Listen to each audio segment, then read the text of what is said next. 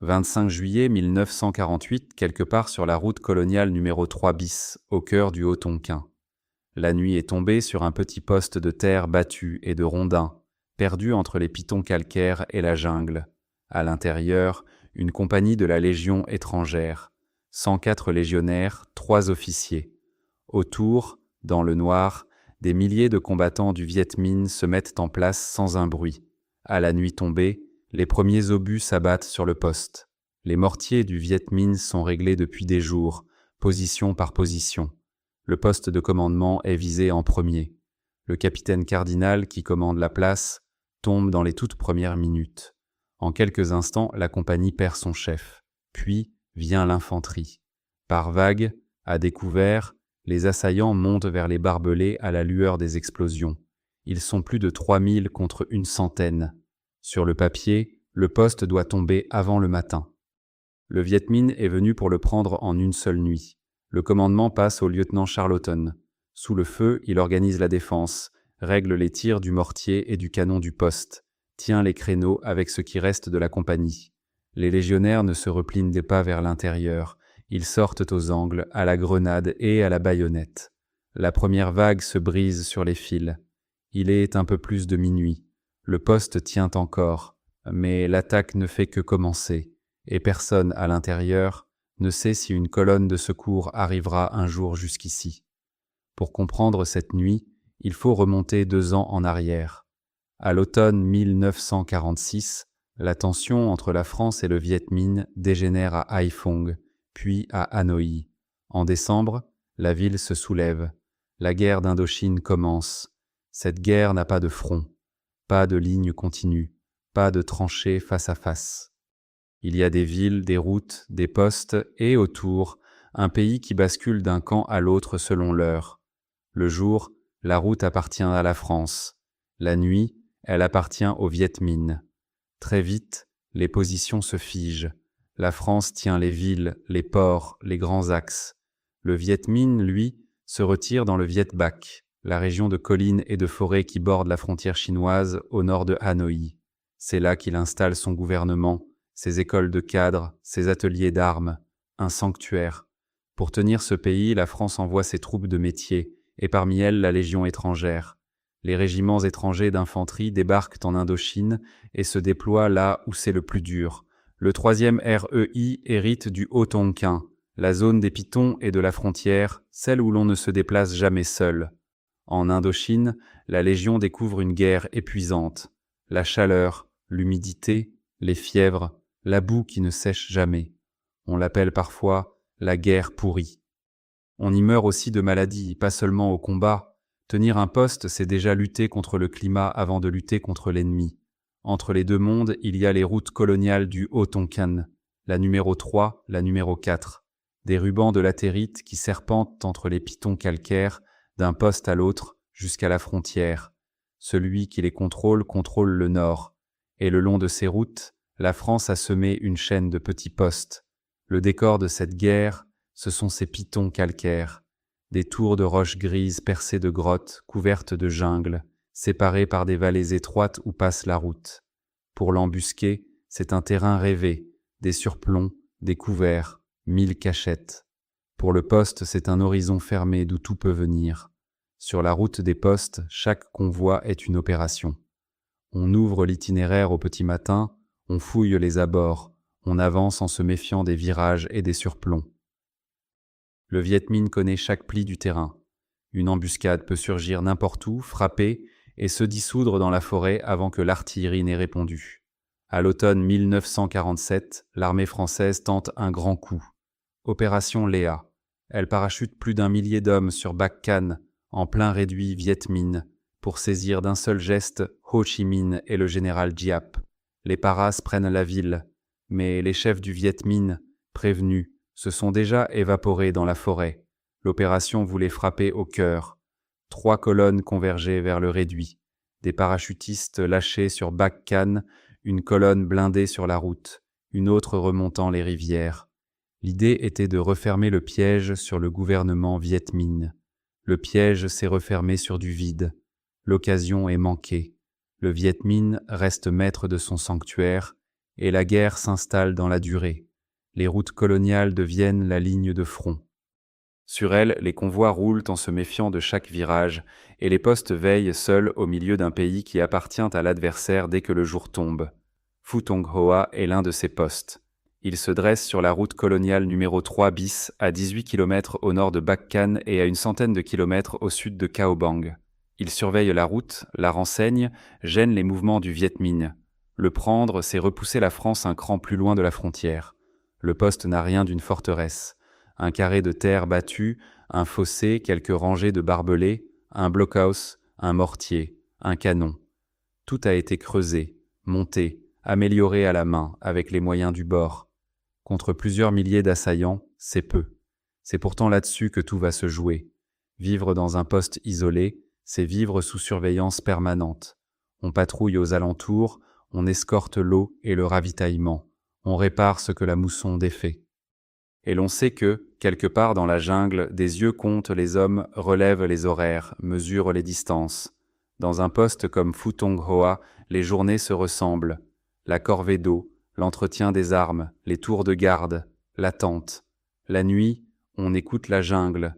Le moindre bruit peut être un animal ou le premier signe d'une attaque. On finit par vivre l'oreille tendue, en permanence. La garnison appartient au 3e régiment étranger d'infanterie, le 3e REI. La 2e compagnie tient le poste, 104 sous-officiers et légionnaires, et 3 officiers, le capitaine Cardinal, le lieutenant Charlotan, le sous-lieutenant Bévalo. Ce sont des hommes venus de toute l'Europe et d'ailleurs. Beaucoup ont traversé un continent à peine sorti de la guerre, des accents de partout, des passés qu'on ne raconte pas. Le contrat signé, l'ancienne vie s'efface, reste le képi, la compagnie, la discipline. Ici, d'où l'on vient n'a plus d'importance. Ce qui compte, c'est le poste, la section, et l'homme à droite et à gauche. C'est cette légion-là, faite d'hommes sans passé et sans pays, qui tient cette nuit un carré de terre au bord d'une route perdue. En face, le Viet Minh du général Giap change de méthode. Jusque-là, il harcèle. Embuscade, coup de main, piège. Désormais, il veut davantage. Il veut prendre des postes, les réduire un par un, pour prouver à toute la région qu'aucune position française n'est sûre. En cette année 48, l'armée de Giap est encore en train de se construire. Elle n'a pas encore les gros moyens qui viendront plus tard de la frontière chinoise, mais elle apprend à concentrer ses forces, à amasser des bataillons entiers sur un seul objectif. Phu Tong Hoa doit être la démonstration de cette nouvelle manière de faire la guerre. Le poste est choisi comme exemple. L'assaut est préparé longtemps à l'avance. Le terrain est reconnu, les distances relevées, les mortiers mis en batterie sur les hauteurs, les munitions acheminées à dos d'hommes. Des milliers de combattants sont rassemblés en silence pour un seul poste d'une centaine de défenseurs. Nous sommes en pleine mousson. Il pleut sur le Tonkin. La boue colle aux pitons. La brume noie les crêtes, la jungle dégouline. Les jours précédents, les légionnaires sentent que quelque chose se prépare. Trop de calme. Des traces fraîches dans la boue autour des barbelés. La compagnie fait ce qu'elle peut.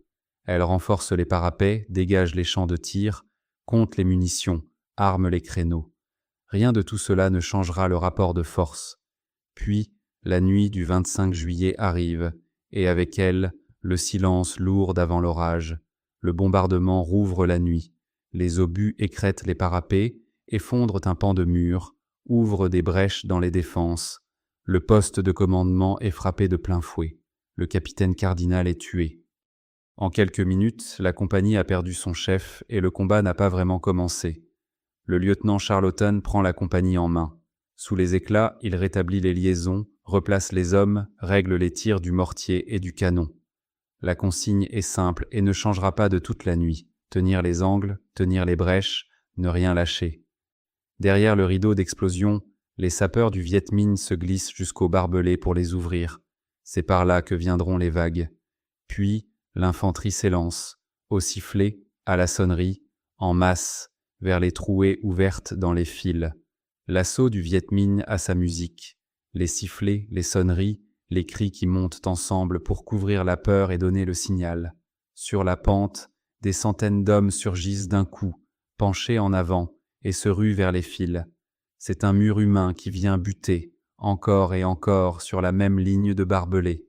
Aux brèches, le combat devient corps à corps. Les légionnaires contre-attaquent chaque pénétration à la grenade, au fusil, à la baïonnette. Un groupe cède du terrain, un autre le reprend. Le poste n'est plus qu'une succession de petits combats, angle par angle, dans la poussière et la fumée. Au centre, Charloton dirige le feu. Le mortier et le canon tirent au plus court, presque à la verticale, sur les vagues massées devant les fils. À chaque assaut, la ligne d'attaque se reforme et repart. À chaque assaut, elle laisse des hommes sur le glacis, devant les barbelés. À un moment, une brèche cède. Des assaillants entrent dans le poste, se glissent entre les abris. La réserve, quelques hommes, se jettent dessus à la grenade et rétablit la ligne. Le trou est colmaté. Ailleurs, un autre s'ouvre. Toute la nuit, la défense se joue à ce fil. Perdre un angle, le reprendre, avant que la position entière ne se disloque. Entre deux assauts, le poste retombe dans un calme trompeur. On évacue les blessés vers le centre, on répartit les cartouches, on remet des hommes au créneau vide. Puis un coup de sifflet, une sonnerie, et la pente entière se remet à bouger. Le cycle recommence. Les heures passent. 1, 2, 3. Le poste tient toujours. Mais la compagnie fond, les munitions baissent, et la nuit est encore loin de finir. Ce qui distingue ce combat, c'est sa durée. Ce n'est pas un coup de main de quelques minutes, mais une nuit entière, assaut après assaut, sans sommeil et sans relève. Tenir 1 heure sous un tel choc est déjà rare. La compagnie, elle, tiendra jusqu'au jour. À l'intérieur, les pertes s'accumulent, des tués, beaucoup de blessés que l'on regroupe où l'on peut. Les valides tiennent les créneaux à tour de rôle, passent d'un point menacé à l'autre. Personne ne parle de se rendre. Le mot n'a pas de sens dans ce poste. Un coin du poste sert d'abri aux blessés. On les traîne à couvert entre deux assauts, on pense ce qu'on peut, on les allonge côte à côte.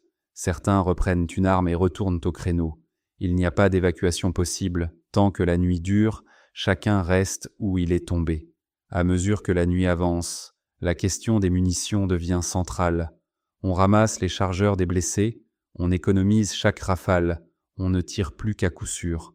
Le canon et le mortier crachent leurs derniers coups sur les vagues les plus proches. Il faut tenir encore jusqu'au jour avec ce qui reste. Vers la fin de la nuit, le Viet Minh lance ses derniers assauts. Ce sont les plus violents. Ils jouent tout pour emporter le poste avant le jour, avant que l'aviation et les renforts ne puissent intervenir. Les légionnaires les reçoivent au même endroit, sur les mêmes fils. Et puis, avec le petit jour, le feu faiblit. Les vagues ne repartent plus. Sur le terrain découvert devant le poste, le Viet Minh a laissé un grand nombre des siens. Après environ 4 heures d'assaut, l'attaque s'arrête. Les assaillants décrochent et se fondent dans la jungle. Le jour se lève sur un poste méconnaissable. Les parapets sont éventrés, les barbelés arrachés, le sol couvert de douilles. Une compagnie d'un peu plus de 100 hommes au départ. Il en reste debout un peu moins de la moitié. Mais le drapeau est toujours là, et le poste est toujours français. Le bilan est lourd pour une seule compagnie. On compte une 20aine de tués, dont le capitaine cardinal, et une 30aine de blessés. En face, les pertes du Viet Minh se comptent par centaines. La 2e compagnie a perdu près de la moitié de son effectif, et elle a tenu. Le Viet Minh voulait un exemple. Il en obtient un, mais pas celui qu'il espérait. Au lieu d'un poste emporté en une nuit, il laisse des centaines d'hommes devant des barbelés tenus par une compagnie décapitée dès la première minute. Le message envoyé à toute la ligne des postes est l'inverse de celui qui était prévu. Pour le Viet Minh, cette nuit est aussi une leçon. Prendre un poste tenu par des hommes décidés coûte cher, tant qu'on n'a pas l'artillerie pour l'écraser d'abord. Cette artillerie, il l'aura 2 ans plus tard, quand la frontière chinoise s'ouvrira. Alors, le rapport de force basculera. La 2e compagnie sera citée pour cette nuit-là. Le poste réparé restera en place. Mais, au-delà des décorations, ce qui se transmet, c'est le récit. Une compagnie décapitée à la première minute, submergée toute la nuit, et debout au matin. Reste une question. Combien de temps la compagnie va-t-elle rester seule au milieu d'une région tenue par l'adversaire, avec ses blessés et ses morts, remonter la route coloniale numéro 3 bis en 1948 n'a rien d'une promenade. Chaque virage peut cacher une embuscade, chaque kilomètre est un pari. La colonne de secours avance vers un poste dont elle ignore encore s'il tient toujours, ou si elle ne va trouver que des ruines. La réponse vient 3 jours plus tard. Le 28 juillet, la colonne remonte enfin jusqu'au poste. À sa tête, le colonel Simon, chef du 3e REI, vient rechercher sa compagnie. Ce qu'il découvre en entrant, il ne l'oubliera pas. Devant lui, les survivants sont alignés, épuisés, en loques, mais en rang, en tenue de parade, l'arme présentée. Ils reçoivent la colonne comme à la revue. Rien dans leur attitude ne dit ce qu'ils viennent de traverser. Tout le dit. Dans la Légion, une nuit comme celle-là réveille un souvenir précis. 85 ans plus tôt, au Mexique, une autre compagnie avait vécu la même chose. Le 30 avril 1863, près d'un hameau nommé Cameron, 65 légionnaires du capitaine d'Anjou avaient été encerclés par plus de 2000 hommes. Retranchés dans une ferme, ils avaient refusé de se rendre. D'Anjou était tombé. Les derniers survivants s'étaient débattus jusqu'à la dernière cartouche, puis à la baïonnette. De ce combat perdu, la Légion a fait sa bataille fondatrice. La main de bois du capitaine d'Anjou, retrouvée sur le terrain, en est devenue la relique. Depuis, chaque 30 avril, on porte cette main de bois devant les rangs. Non pour fêter une victoire, c'était une défaite, mais pour rappeler une manière de tenir. Futong Hoa, en 1948, est de la même famille. Un poste qui devait tomber et qui n'est pas tombé. Chaque année, le 25 juillet, le 3e REI commémore ce combat. Futong Hoa est devenu, pour le régiment, une date et un nom transmis de section en section, comme une manière d'être et de tenir, quand tout dit qu'il faudrait céder. La Légion fera toute la guerre d'Indochine, de ses postes perdus jusqu'à la cuvette de Dien Bien Phu. Elle y laissera des milliers d'hommes. Futong Hoa est au commencement de cette histoire, comme une promesse de ce que ces bataillons étrangers allaient endurer et tenir pendant 7 années encore. Futong Hoa pose déjà, en creux, la question qui traversera toute la guerre. Faut-il tenir des points fixes au milieu d'un pays hostile ? Quelques années plus tard, la France poussera l'idée jusqu'au bout, avec les grandes bases retranchées de Nassan, puis de Dien Bien Phu. Un poste qui tient peut sauver une région. Un poste mal placé peut engloutir une armée. Car l'histoire ne s'arrête pas à cette victoire et elle n'est pas toujours aussi belle. Ces mêmes routes du Haut-Tonkin, la numéro 3, la numéro 4, vont devenir 2 ans plus tard le théâtre d'un désastre. En 1949, la victoire des communistes en Chine avait ouvert la frontière. Le Viet Minh y recevait désormais des armes, des canons, des instructeurs. La vieille ligne des postes n'avait plus de sens. À l'automne 1950, la France décide enfin d'évacuer Cao Bang, tout au bout de la route coloniale numéro 4. 2 colonnes doivent se rejoindre, celle du colonel Charton, qui quitte Cao Bang, et celle du colonel Lepage, monté à sa rencontre. Le Viet Minh, plus nombreux et mieux armés, les attend dans les pitons. Autour de Dong Ke et de Kok Sa, dans un chaos de falaises et de forêts, les 2 colonnes sont prises et brisées. Plusieurs bataillons disparaissent. Des milliers d'hommes sont tués ou capturés, et la Légion y laisse une part terrible d'elle-même. C'est le premier grand désastre français de la guerre. Entre Futong Hoa et la route coloniale numéro 4, il y a 2 ans et 2 visages de la même guerre, un poste qui tient contre toute attente et un dispositif qui s'effondre. Ceux qui ont vécu la nuit de juillet n'en font pas de grands récits. Dans la Légion, on dit peu. On a tenu, c'est tout. Les faits parlent à leur place. Le nombre des assaillants, la perte du chef, les heures de combat, et le poste toujours là au matin. Ceux qui ont tenu cette nuit ne se battaient pas pour un village qu'ils connaissaient, ni pour une terre qui était la leur. La plupart n'étaient pas français de naissance. Ils se battaient pour la compagnie, pour le poste, pour l'uniforme qu'ils avaient choisi. Français par le sang versé. 25 au 26 juillet 1948, un poste de la route coloniale numéro 3 bis. 104 hommes contre plus de 3000. Le capitaine tué dès les premières minutes, la moitié de la compagnie à terre, et au matin, le poste toujours debout. Il n'y a rien à ajouter. Abonnez-vous pour ne pas manquer les autres nuits, les autres postes, les autres compagnies qui ont fait l'histoire des forces françaises.